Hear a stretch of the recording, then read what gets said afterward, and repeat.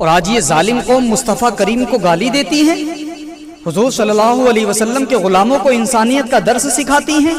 آج یہ لوگ انسانیت کی بات کرتے ہیں۔ میرے عزیز، یہ کس انسانیت کی بات کرتے ہیں؟ انسانیت کا درس بھی در مصطفیٰ سے ملا ہے۔ لوگوں کے ساتھ کیا سلوک کرنا چاہیے، لوگوں کے ساتھ کیا رویہ اختیار کرنا چاہیے، یہ درس بھی ہمیں مصطفیٰ کریم ہی نے عطا فرمایا ہے۔ آج لوگ ایک دوسرے کی مذمت کرتے ہیں، لیکن حضور صلی اللہ علیہ وسلم کا اخلاق حسنہ وہ اخلاق تھا کہ آقا کریم نے کبھی کسی کی مذمت نہیں اڑائی، کبھی کسی کے عیب کو دوسروں کے سامنے نہیں کھولا۔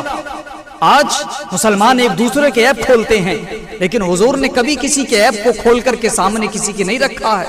آقا کریم تو مسافر لوگوں کی بدتمیزیوں کو بھی برداشت کرتے تھے۔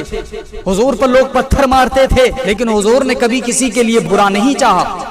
حضور سے کوئی بھی کچھ مانگتا تھا، حضور اس کو فوراً عطا کر دیا کرتے تھے۔ ایک مرتبہ یہی ہوا، ایک صحابی رسول نے حضور سے ایک چادر طلب کی، حضور نے فوراً اس صحابی کو وہ چادر عطا کر دی۔ کسی نے پوچھا تم نے یہ کیا کیا؟ اس نے کہا کہ یہ چادر میں نے اوڑھنے کے لیے یا استعمال کرنے کے لیے نہیں لی ہے، بلکہ یہ چادر میں نے اس لیے لی ہے کہ جب میں اس دنیا سے جاؤں تو اس چادر کا مجھے کفن بنا کر پہنا دیا جائے۔ کیسی محبت تھی صحابہ اکرام کو حضور کے ساتھ۔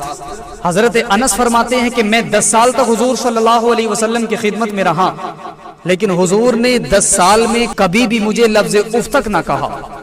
کبھی بھی یہ نہ کہا کہ انس تم نے یہ کیوں کیا، کبھی بھی نہ کہا کہ ایسا کیوں کیا، ایسا کیوں نہیں کیا۔ حضور نے کبھی نہ کسی خادم کو مارا، نہ کبھی کسی کو ستایا۔